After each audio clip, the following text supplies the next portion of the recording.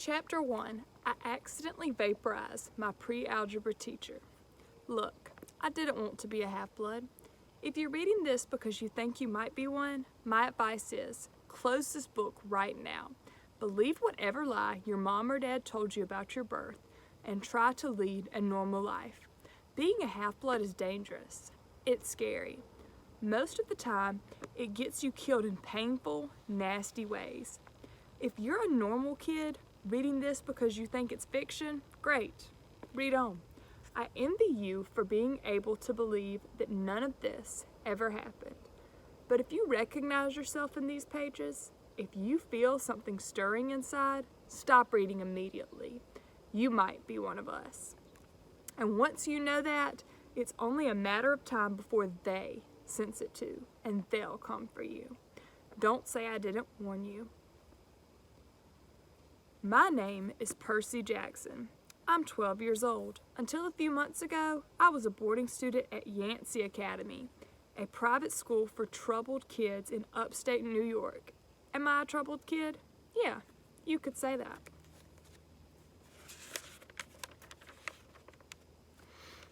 I could start at any point in my short, miserable life to prove it.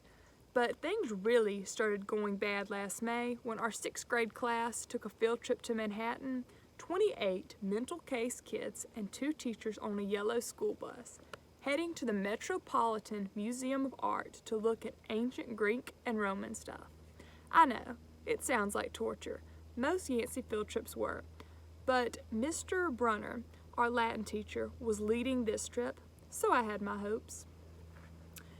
Mr. Brunner was this middle-aged guy in a motorized wheelchair. He had thinning hair and a scuffy beard and a frayed tweed jacket, which always smelled like coffee. You wouldn't think he'd be cool, but he told stories and jokes and let us play games in class. He also had this awesome collection of Roman armor and weapons, so he was the only teacher whose class didn't put me to sleep. I hoped the trip would be okay. At least, I hoped that for once I wouldn't get in trouble. Boy, was I wrong. See, bad things happen to me on field trips, like at my 5th grade school when we went to the Saratoga battlefield. I had this accident with a Revolutionary War cannon. I wasn't aiming for the school bus, but of course I got expelled anyway. And before that, at my 4th grade school, when we took a behind-the-scenes tour of the Marine World shark pool, I sort of hit the wrong lever on the catwalk, and our class took an unplanned swim. And the time before that, well, you get the idea. This trip, I was determined to be good. All the way into the city, I put up with Nancy Bobfoot, the freckly, redhead, kleptomatic girl, hitting my best friend Grover in the back of the head with chunks of peanut butter and ketchup sandwich. Grover was an easy target. He was scrawny. He cried when he got frustrated. He must have been held back several grades because he was the only 6th grader with acne and the start of a wispy beard on his chin. On top of all that, he was crippled. He had a note excusing him from PE for the rest of his life because he had some kind of muscular disease in his legs. He walked funny, like every step hurt him. But don't let that fool you. You should have seen him run when it was enchilada day in the cafeteria. Anyway, Nancy Bobfoot was throwing wads of sandwich that stuck in his curly brown hair, and she knew I couldn't do anything back to her because I was already on probation. The headmaster had threatened me with death by in-school suspension if anything bad, embarrassing, or even mildly entertaining happened on this trip. I'm going to kill her, I mumbled. Grover tried to calm me down. It's okay. I like peanut butter. He dodged another piece of Nancy's lunch. That's it. I started to get up, but Grover pulled me back to my seat. "You're already on probation," he reminded me. "You know you'll get blamed if anything happens." Looking back on it, I wish I'd decked Nancy Bobfoot right then and there. In-school suspension would have been nothing compared to the mess I was about to get myself into. Mr. Bruner led the museum tour. He rode up front in his wheelchair, guiding us through the big echoey galleries, past marble statues and glass cases full of really old black and orange pottery.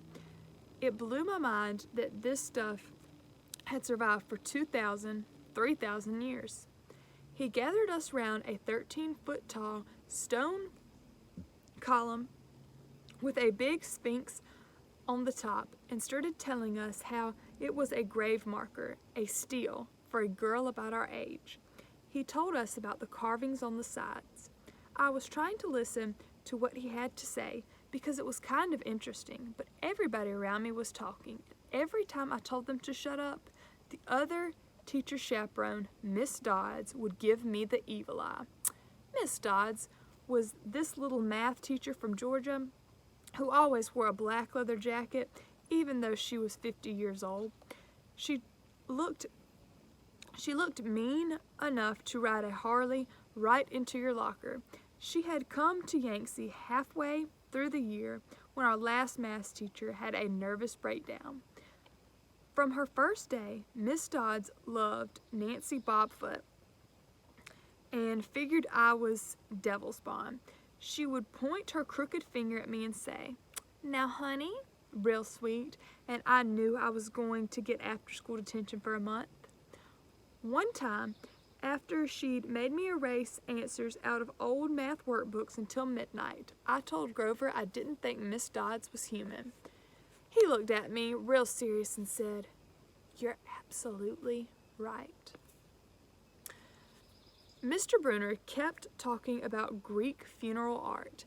Finally, Nancy Bobfoot snickered something about the naked guy on the steel, and I turned around and said, "Will you shut up?" It came out louder than I meant to. The whole group laughed. Mr. Bruner stopped his story. "Mr. Jackson," he said, "did you have a comment?" My face was totally red. I said, "No, sir." Mr. Bruner pointed to one of the pictures on the steel. "Perhaps you'll tell us what this picture represents?" I looked at the carving and felt a flush of relief because I actually recognized it. "That's Kronos eating his kids, right?" "Yes," Mr. Bruner said, obviously not satisfied.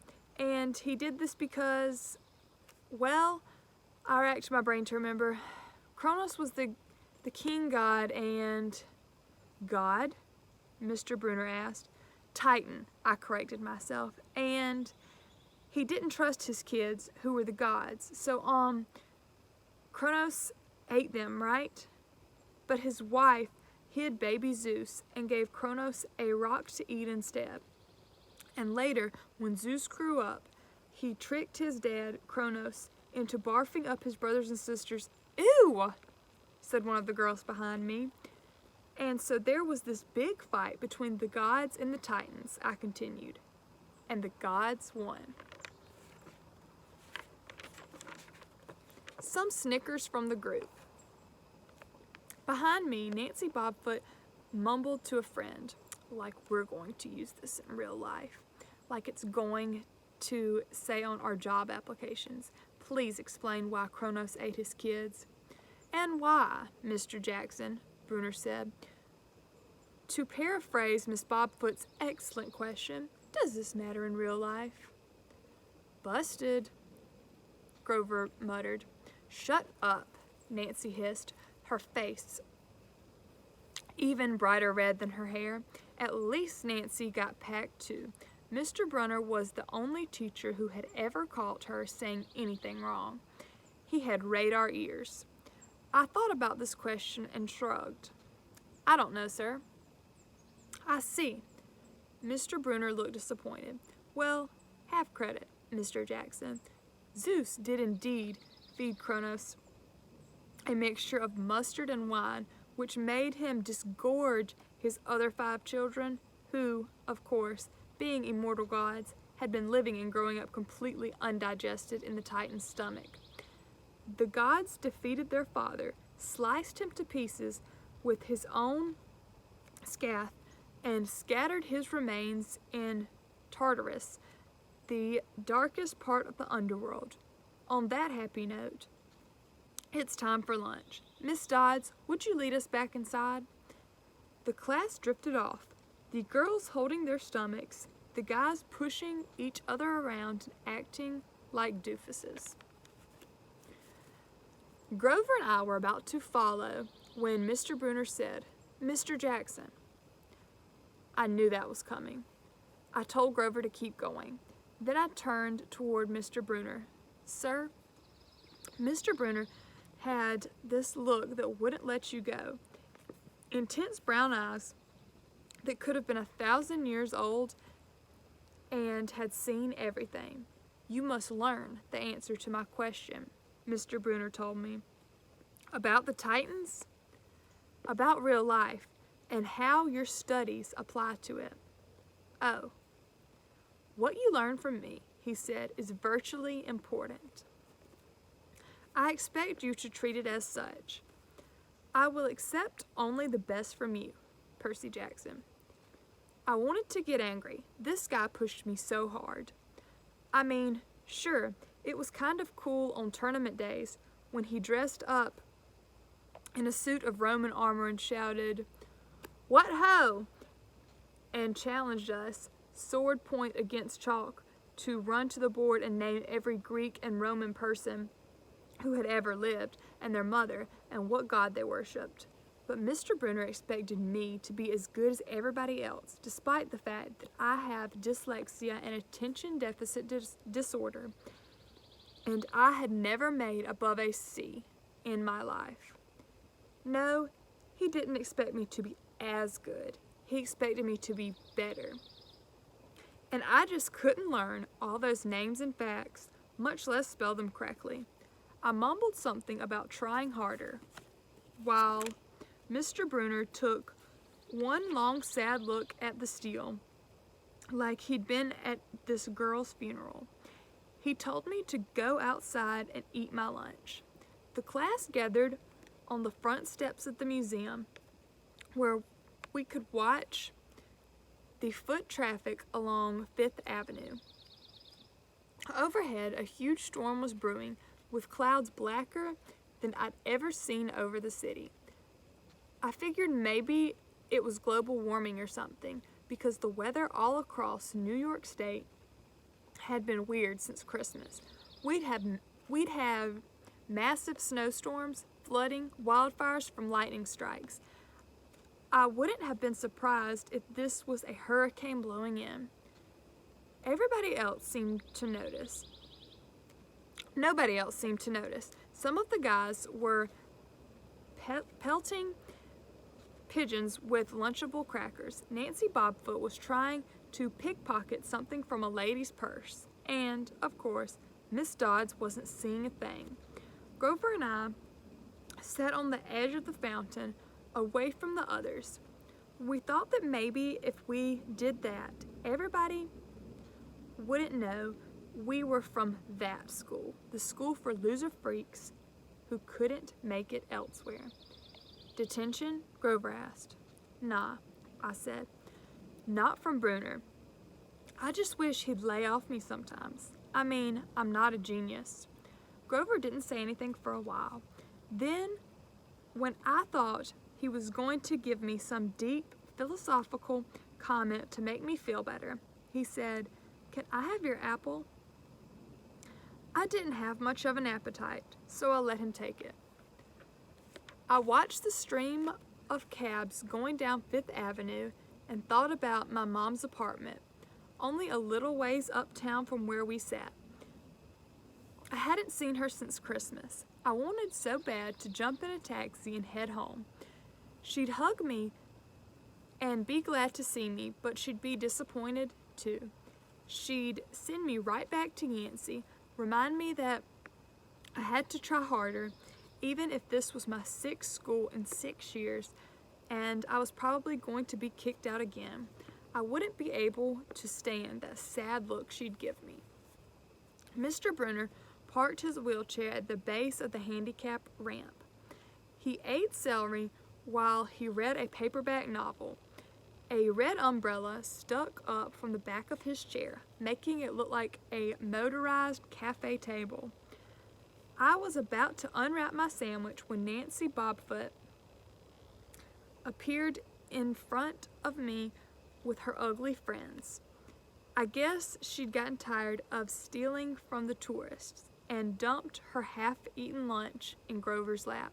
Oops, she grinned at me with her crooked teeth. Her freckles were orange, as if somebody had spray-painted her face with liquid Cheerios. I tried to stay cool. The school counselor had told me 1,000,000 times, count to 10, get control of your temper. But I was so mad my mind went blank. A wave roared in my ears. I don't remember touching her, but the next thing I knew, Nancy was sitting on her butt in the fountain screaming, "Percy pushed me!" Miss Dodds materialized next to us.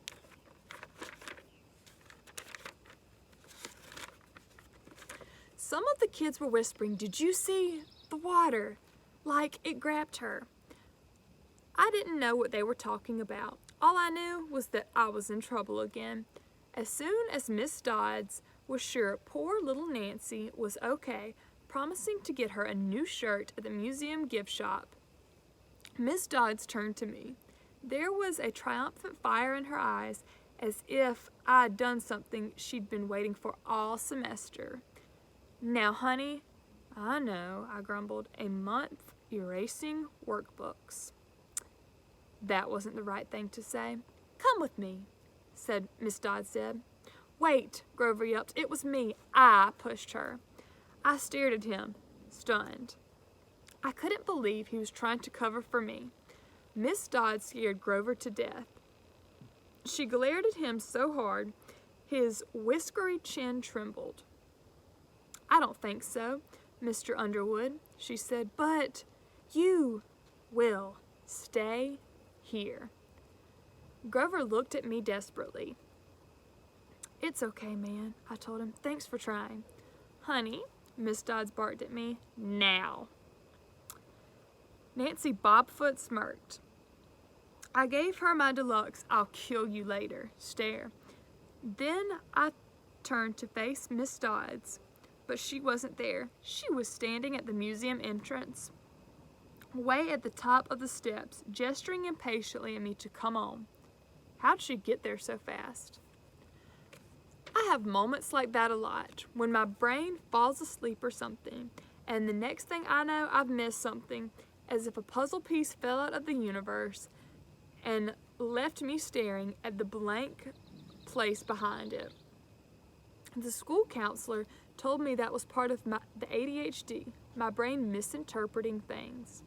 I wasn't so sure. I went after Miss Dodds. Halfway up the steps, I glanced back at Grover. He was looking pale, cutting his eyes between me and Mr. Brunner, like he wanted Mr. Brunner to notice what was going on, but Mr. Brunner was absorbed in his novel. I looked back up. Miss Dodds had disappeared again.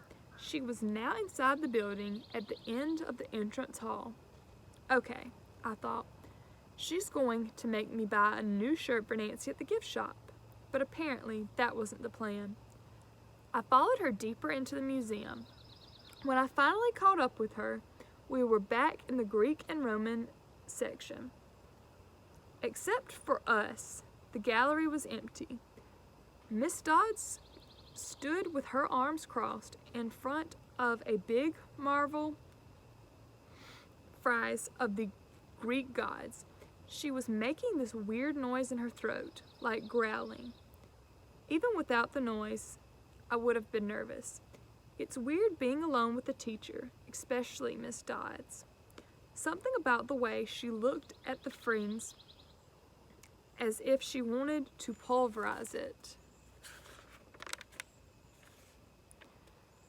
"You've been giving us problems, honey," she said. I did the same thing. I said, "Yes, ma'am." She tugged on the cuffs of her leather jacket. "Did you really think you would get away with it?" The look in her eyes was beyond mad.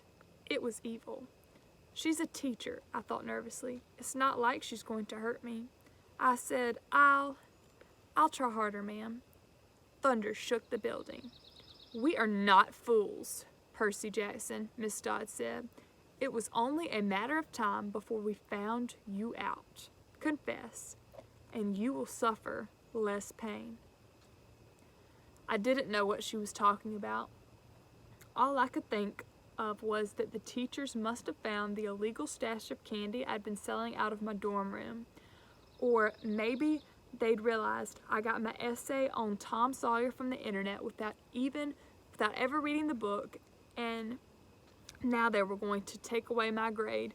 Of course, they were going to make me read the book. "Well?" she demanded. "Ma'am, your time is up," she hissed. Then the weirdest thing happened. Her eyes began to glow like barbecue coals. Her fingers stretched, turning into talons. Her jacket melted into large, feathery wings. She wasn't human. She was a shriveled hag with bat wings and claws and a mouth full of yellow fangs, and she was about to slice me to ribbons. Then things got even stranger. Mr. Bruner, who'd been out in front of the museum a minute before, wheeled his chair into the doorway of the gallery, holding a pen in his hand. "What oh, Percy?" he shouted and tossed the pen through the air. Miss Dodds lunged at me. With a yelp, I dodged and felt talons slash the air next to my ear. I snatched the ballpoint pen out of the air, but when it hit my hand, it wasn't a pen anymore. It was a sword, Mr. Bruner's bronze sword, which he always used on tournament day. Miss Dodd spun towards me with a murderous look in her eyes. My knees were jelly. My hands were shaking so bad I almost dropped the sword. She snarled, "Die, honey!" And she flew straight at me. Absolute terror ran through my body. I did the only thing that came naturally. I swung the sword. The metal blade hit her shoulder and passed clean through her body as if she were made of water. Hiss. Miss Dodds was a sand castle in a power fan. She exploded into yellow powder, vaporized on the spot, leaving nothing but the smell of sulfur and a dying screech and a chill of evil in the air, as if those two glowing red eyes were still watching me. I was alone. There was a ballpoint pen in my hand. Mr. Bruner wasn't there. Nobody was there but me.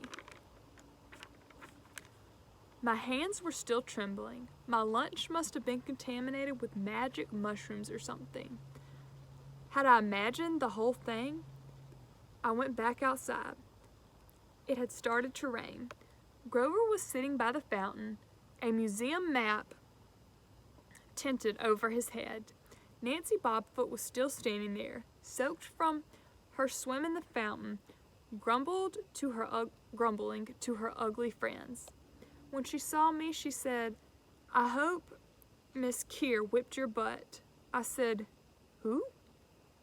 "Our teacher." "Duh." I blinked. We had no teacher named Miss Keir. I asked Nancy what she was talking about. She just rolled her eyes and turned away. I asked Grover where Miss Dodds was. He said, "Who?" But he paused first, and he wouldn't look at me, so I thought he was messing with me. "Not funny, ma'am," I told him. "This is serious." Thunder boomed overhead. I saw Mr. Bruner sitting under his red umbrella, reading his book as if he'd never moved. I went over to him. He looked up, a little distracted. "Ah, that would be my pen. Please bring your own writing utensil in the future, Mr. Jackson. I handed Mr. Brunner his pen. I hadn't even realized I was still holding it. Sir, I said, where's Miss Dodds? He stared at me blankly. Who? The other chaperone, Miss Dodds. The pre-algebra teacher. He frowned and sat forward, looking mildly concerned. Percy, there is no Miss Dodds on this trip. As far as I know, there has never been a Miss Dodds at Yangtze Academy. Are you feeling all right?